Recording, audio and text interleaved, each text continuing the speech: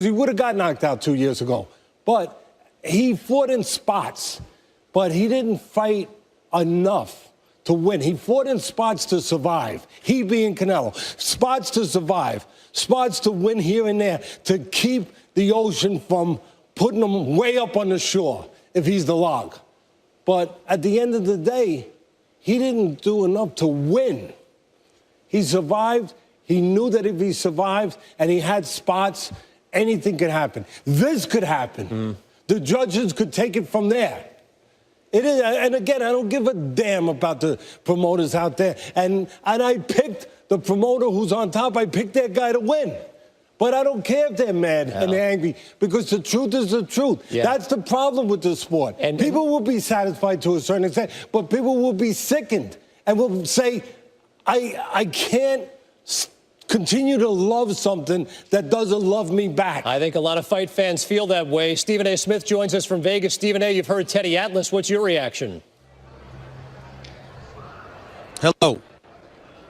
Stephen A., what's your reaction? Teddy Atlas me? feels it was Triple G going away. What's your reaction?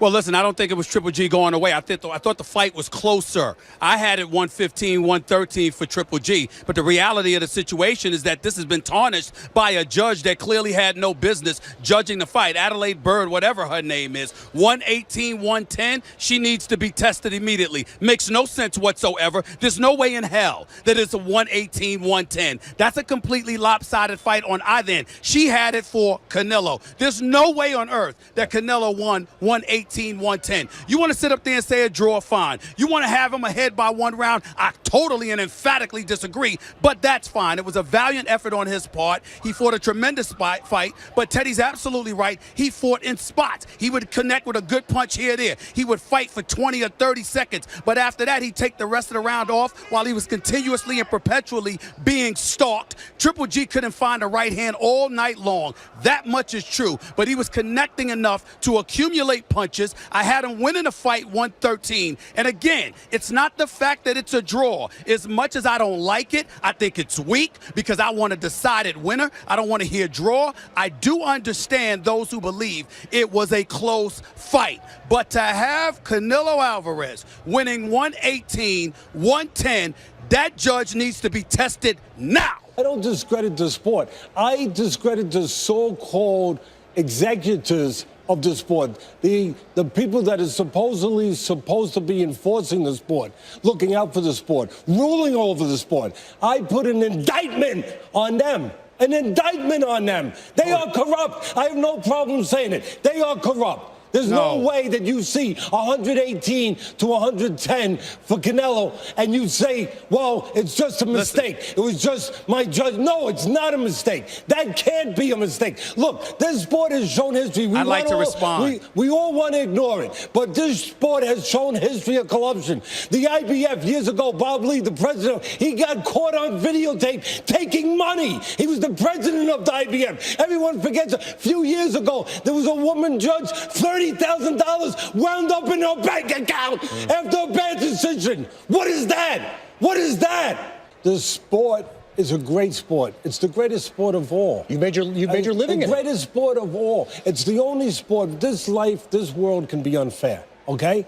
Sometimes we make too many excuses, we do, and we try to play ourselves as victims, and we're not victims in this beautiful country. We can be anything we want to be. But sometimes, even with that, life is unfair. This is the sport, the one sport where on any given night, a kid from anywhere, from dirt floors to where he was, from a country that he didn't have the rights, he didn't have money, he had nothing but poverty, he didn't have parents, he didn't have anything.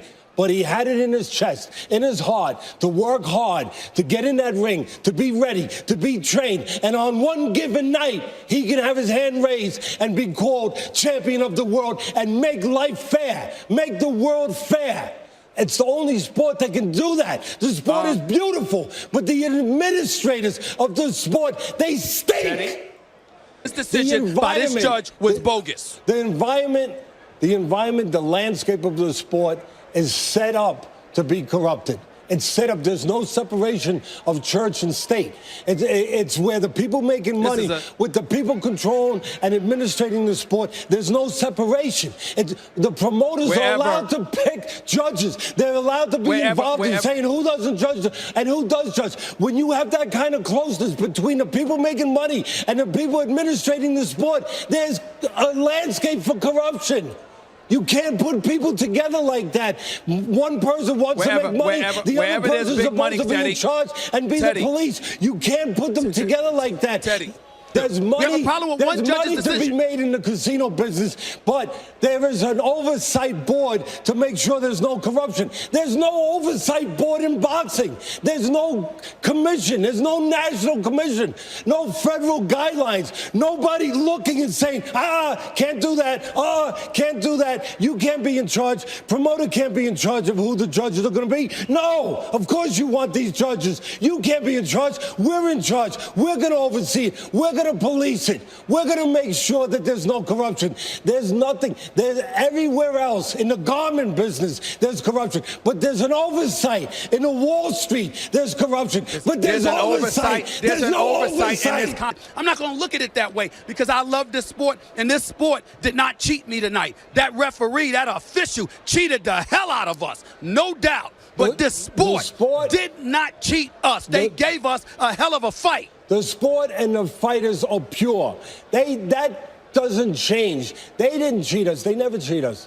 They always give us the best. It's the administrators that cheat us. And now we've been taken to a place where we should be satisfied. Even though they do the wrong thing, we should be sad. Well, at least it was a good fight. Of course it was a good fight.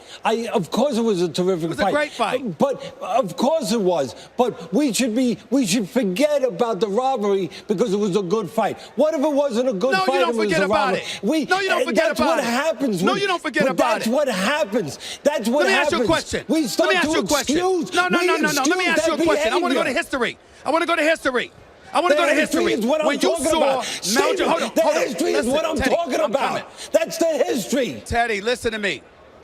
Listen to me, Terry. All right. Teddy, listen. When Meldrick Taylor got dropped by Julio Cesar Chavez, and that fight was stopped with 2 seconds left, and we all know he would have won a decision. Were you not disgusted?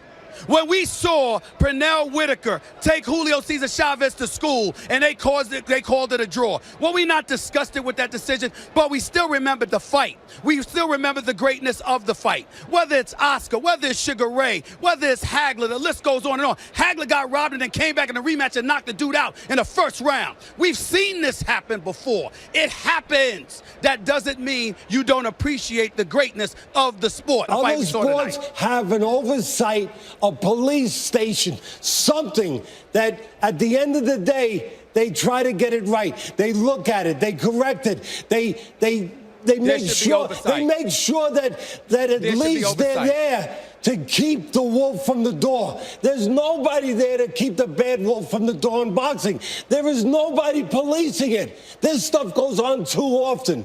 Too often, Stephen. Too often, Stephen. Are you suggesting that one of the judges was told by someone to make sure the outcome is a certain way? You don't have to tell them anymore. It's not like in the old days, in the 50s, with Frankie Carbo, the mobster, was running boxing and he would hand an envelope in a smoky, cigar-filled room. It's not that way anymore. You don't have to directly tell them. They know who the promoter's fighter is, who the fighter that should go forward, that they want to win. Oscar De La Hoya. Yeah. So what happens is they know that if they want to continue working, in whatever situation it is, they understand that the promoter, they have the power to say no to that judge. Before a fight, they have the power to disqualify certain judges. They understand that if the right guy don't win, the promoter, they're going to disqualify. There's a lot of unemployment in this sport. There's not a lot of promoters doing big fights. So there's only certain guys. So the judges know there's only certain spots they can make money. So if those promoters aren't satisfied, if those promoters fighters aren't their guy doesn't go forward, they're not going to work again. They're going to be on the X list. They're going to be on the blacklist. The promoter's going to say, no, we don't want him.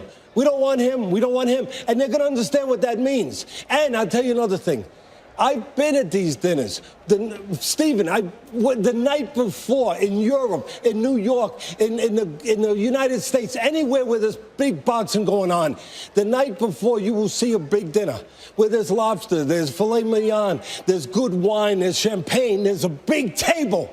And guess who the host is? The promoter. And guess who's sitting at the table? The judges that are going to work the next day. The judges that are going to work the next day. Guess who's picking up the tab? You don't think that that's subliminal? You don't think that that's suggestive? That guy's picking up the bill and you're supposed to do the right thing the next night? And maybe someone sits next to you. Maybe someone sits next to you and says, how you doing? Okay, you know what? I'd like to get a room for an extra 2 nights. I'm bringing my girlfriend in. Can I get an extra plane ticket? Yeah, no problem. What is that? Again, it's nobody telling you what to do. But what is that suggesting? What does that mean? Could that take place in any other sport? Could that take place? Could the Steinbrenners host a dinner the night before a World Series game? Could they host a dinner for all the umpiring crew? No, they couldn't, because it has a look of impropriety. Even if it's not impropriety, it has a look of impropriety. It has not a great decision for us here, behind the race and sportsbook counter. And that's where the corruption is. Because we push all the money bet to the fight itself, and then pick the result is a loser for us, because it opens at 33-1 on the draw, and we close at 15-1. So everyone takes a shot on that, and they happen to cash out tonight on that. So I mean, it's not the greatest decision for the sports book, but from a city's perspective, it's pretty great. And I imagine we're going to be doing this again on Cinco de Mayo. No kidding. Of course you're going to be doing it again. Well, of course you're going to be doing it again. And everyone is going to be making money again. The hotels are going to be full again. The casinos I agree with you, Teddy. I agree with you, Teddy, though. But, why does one fighter have to knock the other fighter out and for it to count as a W? That's exactly what I'm saying. Steven's saying that all week long. That's what people have been saying, that he's got to knock him out to win. And what I'm saying is exactly what you're echoing. What I'm saying, that shouldn't be the case. And that's why he made the comparison with Tiger Woods. He was dominant. He was a favorite. Everyone loved him. But you didn't have to knock him out to win. You didn't have to cheat to win. You didn't have to have an erase on your pencil, on your scorecard to win. Because it was going to be what it was going to be. But in boxing, it's not going to be what it's going to be. I didn't hear you. The solution to avoiding things like this in the future is what? You have to have a national commission. We're never going to have that. Why? Because nobody cares about these fighters enough. Nobody cares about my sport enough to do that. They care about baseball enough. They intercede. You answer. You fill in the blanks. They care about baseball enough to step in. They care about football enough to step in because there's big corporations behind it, right? They care enough basketball to make sure there's a proper commission. They don't care enough about my sport to do that. They don't. Stephen A., the people you know in the sport, would they favor having a commission, getting rid of all the different alphabet soup sanctioning bodies and having one commission controlling things? Them. This is one of the reasons that Dana White for the UFC is so highly respected, because he controls the UFC, and as a result, you're going to go out there and fight. You're not going to be a fighter that's a champion and you make somebody wait 2 or 3 years before they can get an opportunity or a shot at you. You're going to get in the ring almost immediately because Dana White is going to mandate it and the UFC is going to mandate it. You don't have that in boxing. That's the biggest reason why people would want a national commission, to take the power away from the promoters, put it in the hands of a commission that would force the fights that we want to see to be seen as expeditiously as possible. That's what the #1 reason would be for the commission, not what Teddy's talking about. I know Stephen A. and I would want to see a rematch. Teddy Atlas, do you want to see a rematch? Of course, I'm not going to say no, because what choice do I have? What choice do I have? I'm in the boxing business. It was a good fight. It was a terrific fight. You always got a choice, right? But what choice do I have? I love the sport. I love the competition. I love the warrior mentality. I love the heart and pride of these two men.